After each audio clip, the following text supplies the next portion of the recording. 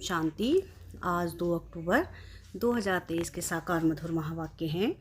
मीठे बच्चे, नई दुनिया के लिए बाप तुम्हें सब नई बातें सुनाते, नई मत देते, इसलिए उनकी गत मत न्यारी गाई जाती है। प्रश्न है आज की मुरली का कि रहमदिल बाप सभी बच्चों को किस बात में सावधान कर ऊंच तकदीर बना देते हैं। क्या प्रश्न है आज का कि रहमदिल बाप सभी बच्चों को किस बात में सावधान कर ऊंच तकदीर बना देते हैं। उत्तर है इसका, बाबा कहते बच्चे ऊंच तकदीर बनानी है तो सर्विस करो। अगर खाया और सोया सर्विस नहीं की तो ऊंची तकदीर नहीं बना सकेंगे। सर्विस के बगैर खाना हराम है, इसलिए बाबा सावधान करते, सारा मदार पढ़ाई पर है। तुम ब्राह्मणों को पढ़ना और पढ़ाना है, सच्ची गीता सुनानी है। बाप को रहम पड़ता है, इसलिए हर बात की रोशनी देते रहते हैं। गीत है आज की मुरली का, जिस दिन से मिले हैं हम तुम। ओम शांति। रूहानी बाप समझाते हैं, जब बच्चों को बेहद का बाप मिलता है तो हर एक बात नहीं सुनाते हैं, क्योंकि यह बाप नई दुनिया स्थापन करने वाला है। मनुष्य तो ऐसी नई बातें सुना ना सके। बाप जिसको हेवनली गॉड फादर कहा जाता है, वह बेहद का बाप स्वर्ग की स्थापना करने वाला है। नर्क की स्थापना करने वाला है रावण। 5 विकार स्त्री में और 5 विकार पुरुष में हैं। वह हो गई रावण संप्रदाय। तो यह नई बात सुनाई ना। स्वर्ग बनाने वाला है परमपिता परमात्मा, जिसको राम कहते हैं। नर्क बनाने वाला है रावण, जिसका चित्र बनाकर हम वर्ष वर्ष जलाते हैं। एक बार जल गया तो फिर उनका एफिजी देखने में थोड़ी ही आएगा। वह आत्मा जाकर दूसरा शरीर ले लेती है, फीचर्स आदि बदल जाते हैं। यह तो रावण के वही फीचर्स वर्ष वर्ष बनाते और जलाते हैं। वास्तव में जैसे निराकार शिव बाबा का कोई फीचर नहीं है, वैसे रावण का भी कोई फीचर नहीं। यह रावण तो विकार हैं। बाप यह समझाते हैं, मनुष्य भक्ति मार्ग में क्या चाहते हैं। भगवान आते ही हैं भक्ति का फल देने व रक्षा करने, क्योंकि भक्ति में दुख बहुत है, सुख है अल्पकाल क्षणभंगुर। भारतवासियों का बिल्कुल दुखी जीवन है।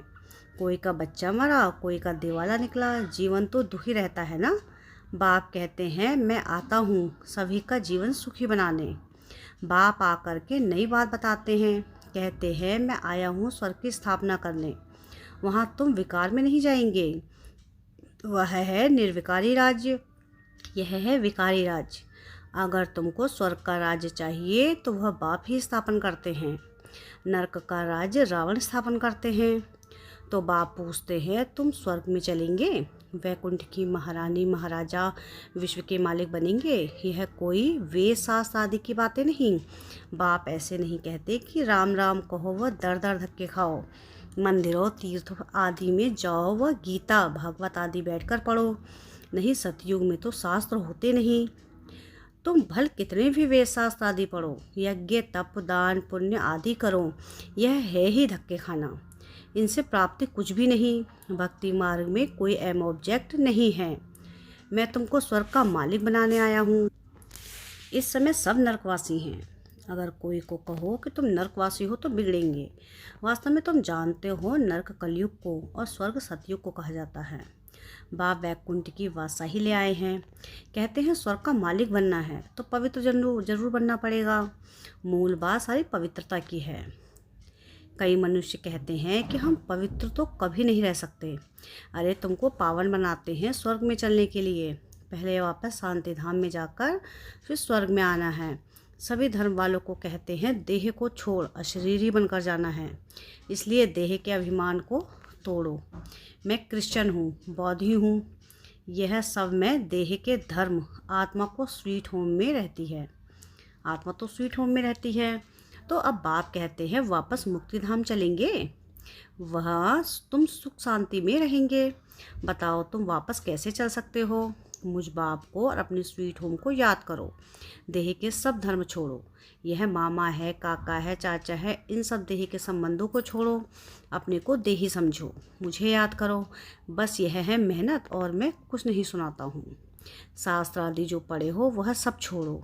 मैं नई दुनिया के लिए तुमको नई मत देता हूँ। कहा जाता है ना कि ईश्वर की गत मत न्यारी है, गति कहा जाता है मुक्ति को। बाप नई बात सुनाते हैं ना, मनुष्य भी जब सुनते हैं तो कहते हैं यहाँ तो नई बातें हैं, शास्त्रों की कोई बात नहीं। यूँ तो है गीता की बात, परंतु मनुष्यों ने गीता का भी खंडन कर दिया है। मैंने तो गीता पुस्तक कुछ भी नहीं उठाई है, वह तो बाद में बनती है।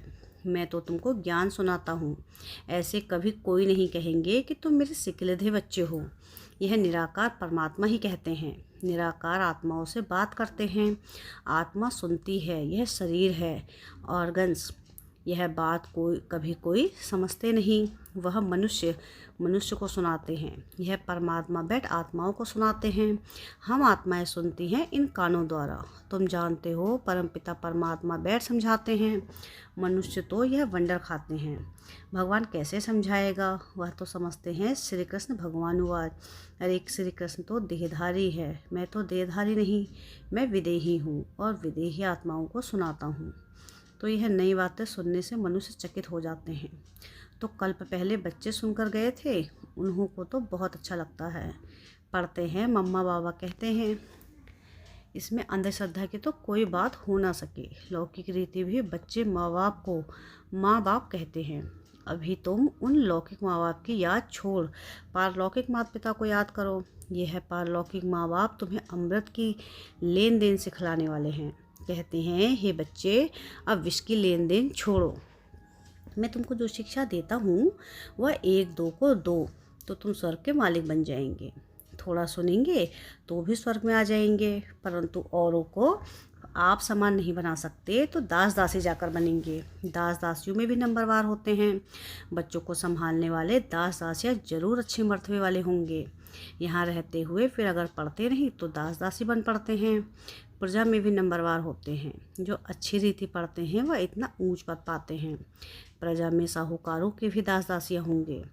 हर एक को अपनी शक्ल देखनी है। हम क्या बनने लायक हैं, बाबा से अगर कोई पूछे तो बाबा झट बता देंगे। बाप तो सब कुछ जानते हैं और सिद्ध कर बतलाते हैं कि इस कारण यह तुम बनेंगे।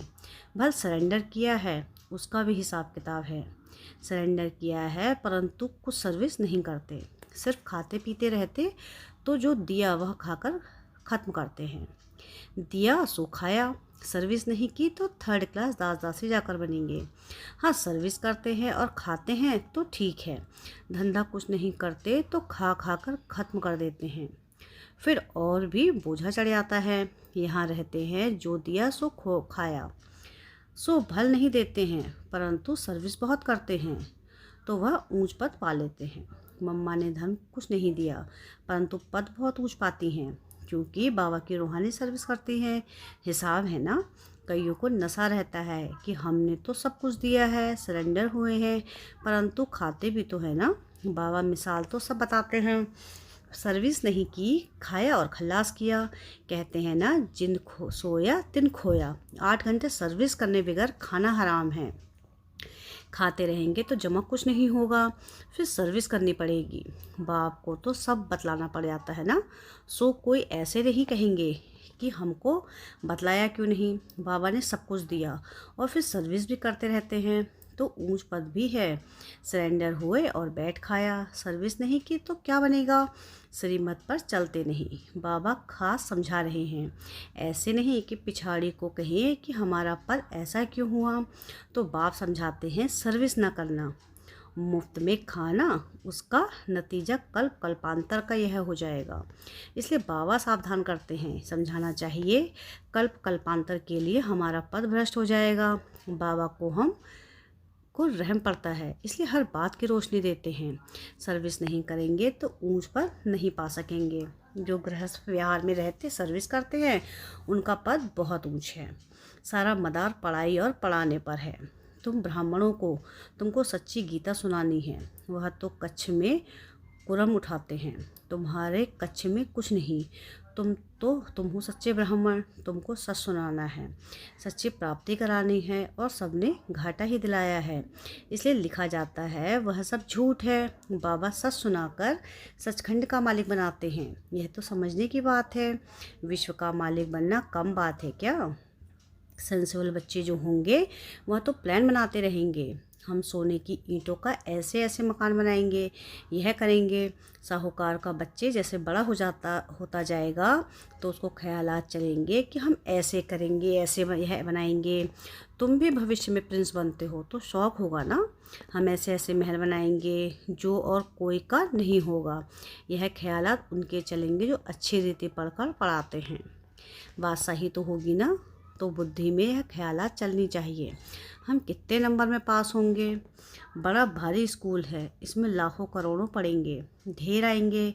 यह सब बातें बाप ही बैठ समझाते हैं। भगवान एक है, उनको ही माता पिता कहते हैं, वह आकर एडॉप्ट करते हैं। कितनी गुह्य बातें हैं, यह नया स्कूल है, नया पढ़ाने वाला है, कितनी अच्छी रीति समझाते हैं। झोली उनकी भरेगी जो लायक होंगे, बाप को याद करेंगे, माँ बाप को कभी कोई भूलता नहीं है। फिर संगम युगी बच्चे बाप को भूल कैसे सकते हैं। अच्छा, दुनिया धर्म चक्र में है और तुम बच्चे चुप हो, चुप में है शांति, शांति में है सुख। तुम जानते हो कि मुक्ति के बाद फिर है जीवन मुक्ति। तुम बच्चों को सिर्फ 2 अक्षर याद हैं, अल्फ और अल्लाह, और बे यानी बादशाही। सिर्फ एक अल्फ को याद करने से बादशाही मिल गई। अल्फ मिल गया गोया मक्खन मिला, बाकी सब है छाछ। ऐसे है ना, हम चुप रहते हैं, जानते हैं चुप रहकर हम श्रीमत पर चलते हैं, परंतु वंडर यह है कि बच्चे अल्फ को भी पूरा याद नहीं करते, भूल जाते हैं। माया तूफान लाती है। बाप भी कहते हैं मन मना भव मध्याजी भव। गीता में अक्षर है जो तुमको गीता वालों से अर्थ पूछना चाहिए कि मन मना भव और मध्याजी भव का अर्थ क्या है। बाप कहते हैं मुझे याद करो तो तुमको बादशाही मिलेगी। सब देह के धर्म छोड़ देही बन जाओ और बाप को याद करो तो बादशाही मिलेगी। ग्रंथ में भी कहते हैं कि जपो अल्फ को तो बादशाही मिलेगी। सचखंड की राजाई मिलती है। हम दुनिया से बिल्कुल न्यारे हैं और कोई भी ऐसे नहीं कहेंगे। बाप तुम्हें नई बातें सुनाते हैं, बाकी सब पुरानी बातें ही सुनाते हैं। बात बड़ी सहज है, अल्फ के बनो तो बादशाही मिलेगी, फिर भी पुरुषार्थ तो करना पड़े। आप सामान बनाने की जितनी सर्विस करेंगे उतना फल मिलेगा। मनुष्य ना अल्फ को जानते हैं न बे को जानते हैं। बे माना बादशाही का मक्खन। श्री कृष्ण के मुख में मक्खन दिखाते हैं ना, जरूर स्वर्ग की स्थापना करने वाले ने ही बादशाही दी होगी। अच्छा, मीठे मीठे सिकिलधे बच्चों प्रति माता पिता बाप दादा का याद प्यार और गुड मॉर्निंग। रूहानी बाप की रूहानी बच्चों को नमस्ते। हम रूहानी बच्चों की रूहानी बाप दादा को याद प्यार गुड मॉर्निंग और नमस्ते। शुक्रिया प्यारे बाबा, शुक्रिया। धारणा के लिए मुख्य सार है। सार की पहली पॉइंट है कि वापस स्वीट होम यानी घर जाना है, इसलिए देह के धर्मों और संबंधों को भूल स्वयं को देही समझना है, इसलिए अभ्यास में रहना है। सेकंड पॉइंट है कि बाप की जो शिक्षाएं मिली हैं वह दूसरों को देनी है। आप सामान बनाना है, 8 घंटे सर्विस जरूर करनी है। वरदान है आज की मुरली का कि शुद्ध फीलिंग द्वारा फ्लू की बीमारी को खत्म कर वरदानों से पलने वाले सफलता मूर्त भव। सभी बच्चों को बाप दादा की श्रेष्ठ मत है, बच्चे सदा शुद्ध फीलिंग में रहो। मैं सर्वश्रेष्ठ अर्थात कोटों में कोई आत्मा हूँ। मैं देवात्मा, महान आत्मा, विशेष पाठधारी आत्मा हूँ। इस फीलिंग में रहो तो व्यर्थ फीलिंग का फ्लू नहीं आ सकता। जहाँ यह शुद्ध फीलिंग है वहाँ अशुद्ध फीलिंग नहीं हो सकती। इससे फ्लू की बीमारी से अर्थात मेहनत से बच जाएंगे और सदा स्वयं को ऐसा अनुभव करेंगे कि हम वरदानों से पल रहे हैं, सेवा में सफलता पा रहे हैं। स्लोगन है आज की मुरली का कि संगम युगी मर्यादा पुरुषोत्तम बनना, यही ब्राह्मण जीवन का श्रेष्ठ लक्ष्य है। संगम युगी मर्यादा पुरुषोत्तम बनना, यही ब्राह्मण जीवन का श्रेष्ठ लक्ष्य है। अच्छा, ओम शांति।